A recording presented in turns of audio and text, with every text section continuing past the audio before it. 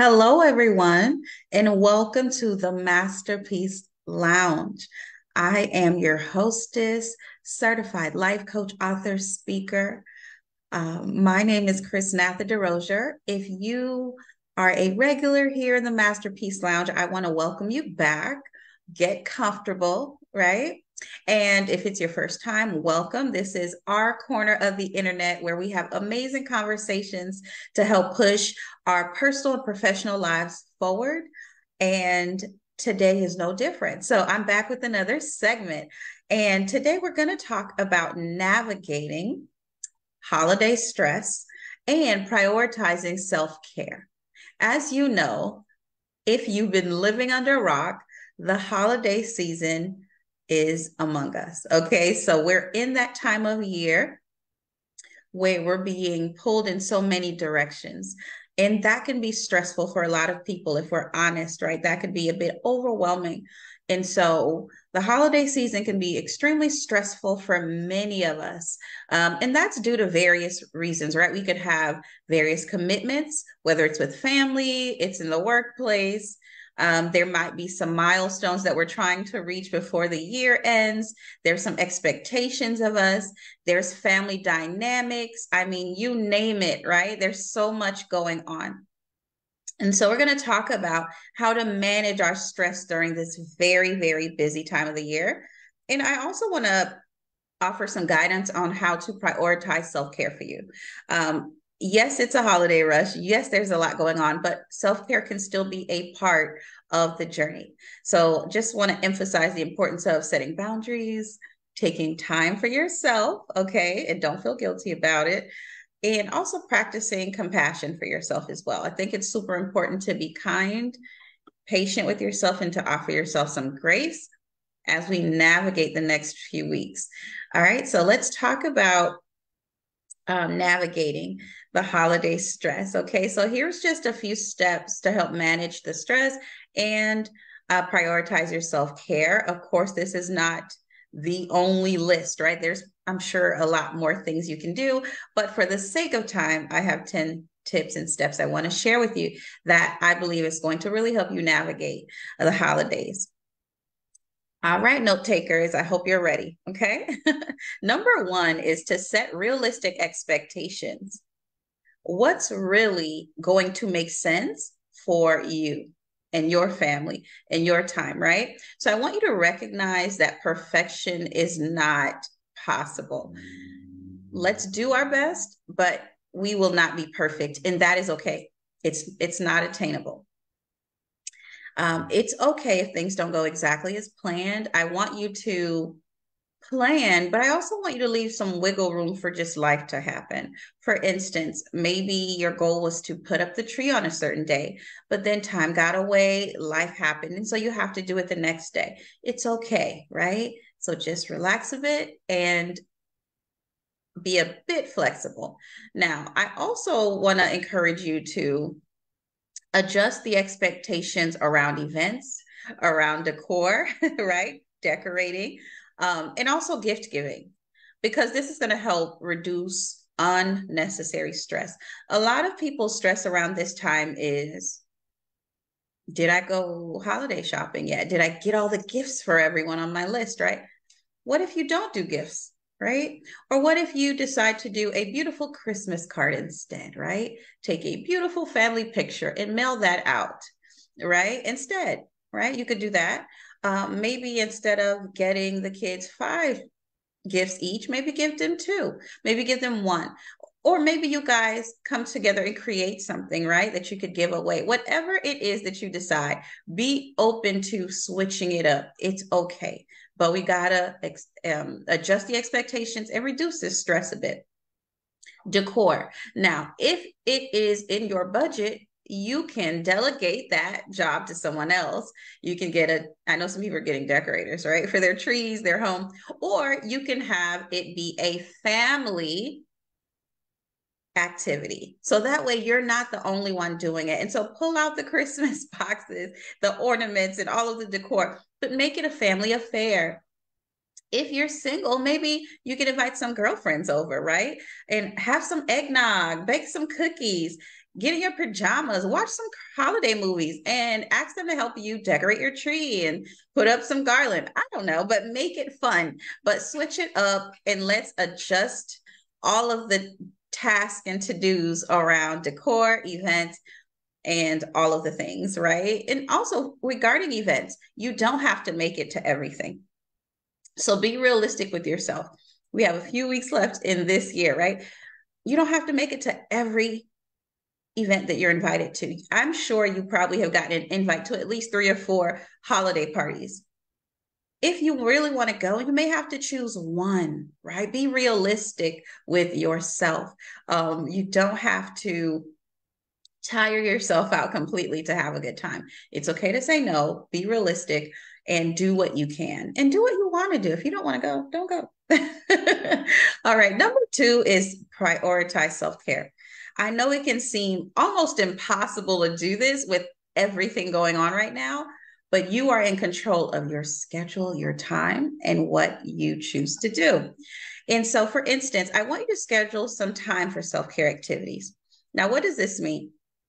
I know amidst the holiday rush, it could be really hard to do, but this can include definitely prayer is a non-negotiable. That needs to just happen regardless, right? But in addition to that, meditation, some exercise, days like today where it's beautiful outside, get out for a walk, right? Do some reading. What's an end of the year book maybe you wanted to read? Start doing some reading. Anything that helps you relax, do that.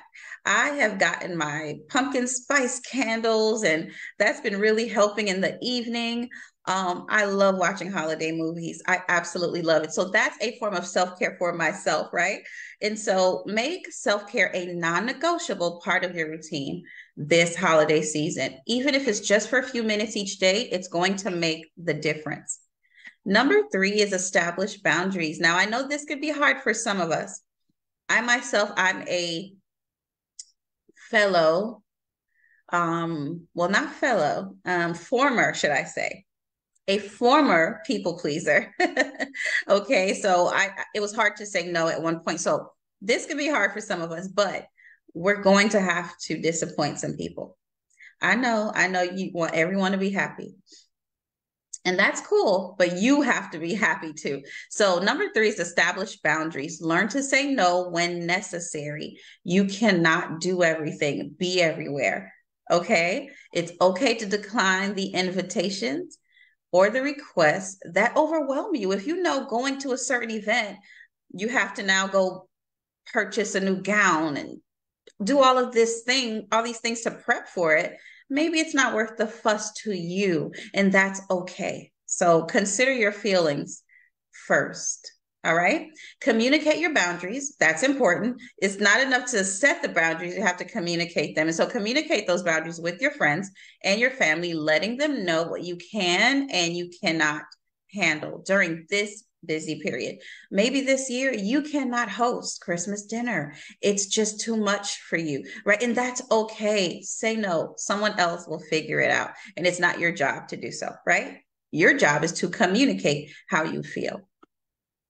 Number 4, practice mindfulness and stress relief techniques. So what does this look like? So you can engage in mindfulness exercises, and that could look like deep breathing, which is one of my personal favorites, meditation to really stay present and to manage your stress, right? And we talked about in the previous segment some mindfulness activities, and this is when you can incorporate a lot of those as well. It's important that you find what works for you. What works for you may not work for me. What works for me may not work for you. And that's okay. So you have to find your groove, right? Whether it's yoga, Pilates, a nature walk, which I love personally, or simply just taking a break to recharge, putting down the devices, right? Taking a nap, for goodness sake, right? Whatever that looks like for you, find those stress relief techniques and practice them. Number 5 is to plan and organize as much as you can. So I want you to make some lists and create a schedule to stay organized and avoid last minute rushes. What do you need from the store? I know this sounds really corny, but make a list, right? You get in there, you start seeing stuff that looks cute, and you just start throwing stuff in your cart. You don't need all of that stuff. Make a list, create a schedule, stay organized. It's going to help, right? What do you need on the grocery list? Make the list, right? What do you need in terms of gifts or just last minute knickknacks? Make the list, right? Prioritize your task and set achievable goals each day so that you can avoid feeling overwhelmed. So if you do a little bit each day, it's going to be better than waiting till one day of the week and trying to do 10 things on your to-do list. That could be extremely overwhelming and unrealistic. Number 6 is to delegate and collaborate. You do not have to do everything by yourself. Parents, I really want to encourage you to include your children. If they are of age and they can help you do some things, delegate some of that stuff, right? Delegate to some family members, your partners, whoever. It's important that you share responsibilities with your family and your friends. I want you to delegate tasks or ask for help. No one can read your mind. I'm going to say it again for the people in the back. Nobody can read your mind. And so you may be frustrated, upset, and you feel like you're doing this by yourself. And yes, you may feel like they should know or they should want to help me. They should offer. All of that may be true. It's important that you communicate, not when you're frustrated because you're going to blow up, right? But that you communicate that you need help, that you're going to give everybody a task. So it's not so much on you, and that's okay. So delegate those tasks, ask for help, whether that's organizing the events or preparing meals.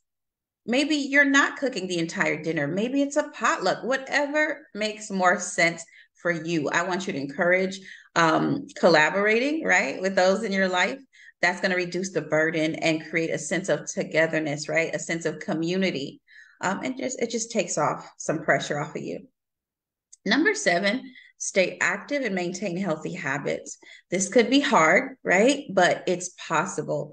What does staying active look like for you? It could look different, but regular physical activity, it really does help reduce stress. So even during your lunch break, if you're working remotely like me, just get out and take a walk, right? Just take a walk, 10, 20 minutes, take a walk. Short bursts of exercise can be beneficial. Maybe you want to do that right in your living room. That's okay too. I'm going to need you to eat some balanced meals. Stay hydrated. Okay, where is your water, right? Stay hydrated. Avoid excessive alcohol. I know y'all grown, so have a good time. Y'all gonna do what y'all want to do. All I'm saying is the key word here is excessive, okay?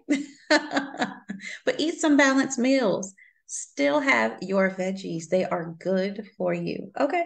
And yes, avoid excessive alcohol. And not only excessive alcohol, excessive sugary treats. Now, I don't know about y'all, but I sometimes crave something sweet after a meal. However, I have to be very strategic with what I'm having, right, as a treat, and how often I'm having it, right? Because why? This impacts not only my health, it impacts my mood, and it impacts my energy levels. And so no excessive alcohol, no excessive sugar. Let's go ahead and be able to really balance this thing out. Okay. Number 8, create moments of joy and gratitude. I do believe that you have to create the moments that you really want to see, right? So focus on the positive aspects of the holiday season, not the negative stuff, right? Create meaningful moments with your loved ones. Maybe that's taking pictures. Maybe that's all getting in your pajamas together, right? Maybe that's baking cookies and having hot chocolate, whatever that looks like. And I also want to encourage you to practice gratitude. How do you do this? You do this by acknowledging and appreciating the things that you're thankful for. We all have so much to be thankful for. This helps to shift the focus from stress to joy. And so we have a lot we can stress about, but we also have a lot to express our gratitude about. And so let's keep our focus and our minds in a space and an attitude of gratitude. Number 9, limit screen time and unplug occasionally. This is important. Set boundaries on your screen time. Yes, I'm talking about social media. Reduce exposure to holiday-related pressures or comparisons.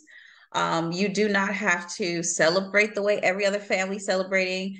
You don't have to go to a specific destination like other people are. Whatever it is, whatever you do to celebrate the holiday, that's your thing. That's your tradition. That's something that you're doing. And don't feel that it's not as exciting or not as important. it all matters. And so just don't play the comparison game. It never ends well.